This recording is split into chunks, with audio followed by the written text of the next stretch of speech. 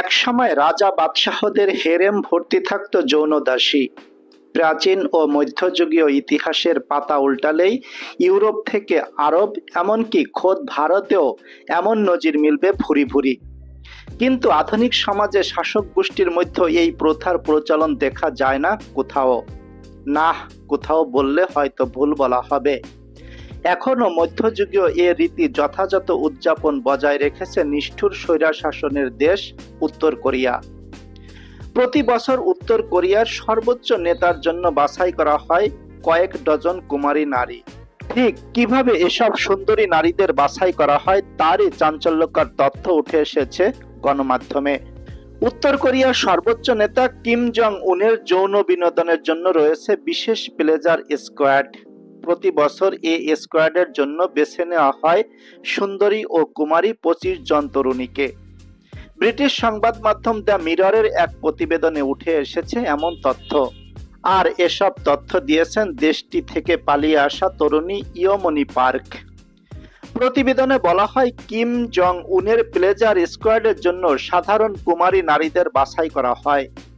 এক্ষেত্রে চূড়ান্তভাবে নির্বাচনের জন্য বাছাইকৃত নারীদের সৌন্দর্য, পারিবারিক অবস্থা ও রাজনৈতিক আনুগত্য দেখা হয়।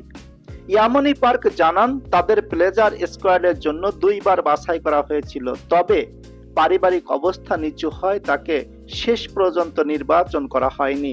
সর্বোচ্চ নেতার যৌন বিনোদনের জন্য তরুণী নির্বাচনের সেনারা প্রতিটি ক্লাসরুমে, এমনকি স্কুলের মাঠেও খোঁজ চালায়। এরপর তারা সুন্দরী তরুণীদের বাছাই করে তাদের পারিবারিক ও রাজনৈতিক আনুগত্যের বর্তমান অবস্থা যাচাই করে। এ সময় যেসব পারিবারিক সদস্যদের কেউ উত্তর কোরিয়া থেকে পালিয়ে গেছে অথবা যেসব পরিবারের কোনো আত্মীয় দক্ষিণ কোরিয়া কিংবা অন্য কোনো দেশে বসবাস করে তাদেরকে বাদ দেওয়া হয়। এভাবেই বাছাই করার পর বাছাইকৃত তরুণীদের কুমারিত্ব পরীক্ষা করার জন্য মেডিকেল পরীক্ষা করা হয়।